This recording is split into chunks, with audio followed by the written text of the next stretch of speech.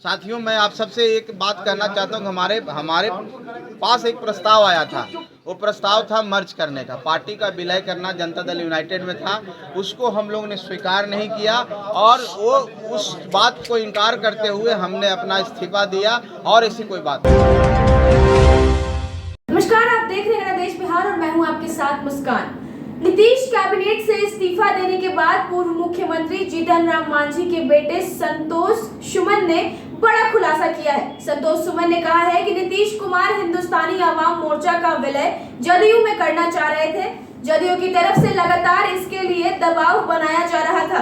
बार बार कहा जा रहा था कि अपनी पार्टी का विलय जदयू में कर लीजिए। पार्टी का अस्तित्व बचाने के लिए हमने फैसला ले लिया कि मंत्री पद से इस्तीफा दे देंगे। हम के राष्ट्रीय अध्यक्ष संतोष सुमन ने कहा कि मैंने रिजाइन कर दिया है। मुख्यमंत्री से अपील है कि वे मेरे इस्तीफे को मंजूर कर लें। उन्होंने कहा कि हमारी पार्टी को मर्ज करने की बात कही गई थी, जिसे हम लोग ने स्वीकार नहीं किया। हम महागठबंधन से अलग नहीं हुए हैं। जब तक नीतीश जी रखेंगे तब तक रहेंगे। तो सुनिए इस्तीफा देने के बाद क्या बोल रहे हैं संतोष मांझी। लेकिन हम मंत्री पद से रिजाइन कर दिए हैं। बाकी बातें आगे होगी। हम लोग जब मीटिंग करेंगे, बात करेंगे कि हम लोग के आगे की रणनीति क्या होगी, हम लोग क्या किस विषय पर हम लोग को चलना है, क्या करना है, किसके साथ रहना है, ये बातें होंगी। लेकिन आज की स्थिति यही है कि मैं अपने पद से रिजाइन कर दिया हूँ और माननीय मुख्यमंत्री जी से आग्रह किया हूँ कि मेरा जो रेजिग्नेशन है वो स्वीकार कर लें। आज यही बात है। आप सबको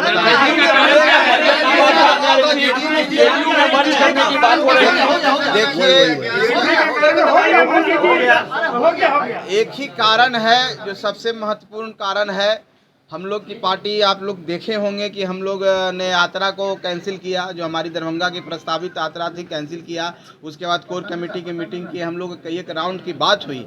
साथियों, मैं आप सबसे एक बात कहना चाहता हूँ कि हमारे पास एक प्रस्ताव आया था। वो प्रस्ताव था मर्ज करने का, पार्टी का विलय करना जनता दल यूनाइटेड में था।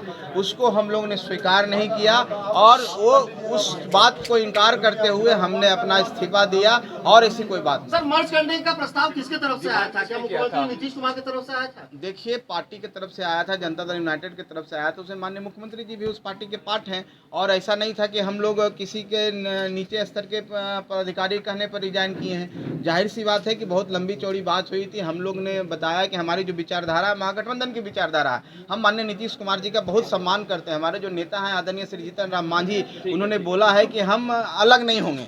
हम जब तक उनके साथ हैं, जब तक वो हमको रखना चाहते हैं। और उन्होंने कसम खाई थी और वो कसम पर आज भी कायम है। आज भी हम लोग उनका सम्मान करते हैं। हम जानते हैं कि माननीय नीतीश कुमार जी एक कुशल व्यक्तित्व हैं, एक सरकार को अच्छी तरह से चला रहे हैं और उनके हाथों में बिहार का भविष्य है। लेकिन जहाँ तक बात है पार्टी का अस्तित्व का, जब हमारा अस्तित्व खतरे में पड़ रहा है, हमारे सब ऐसा प्रस्ताव आया तो उस प्रस्ताव को हमने स्वीकार नहीं किया। उस प्रस्ताव को ठुकराने के बाद हमने इस्तीफा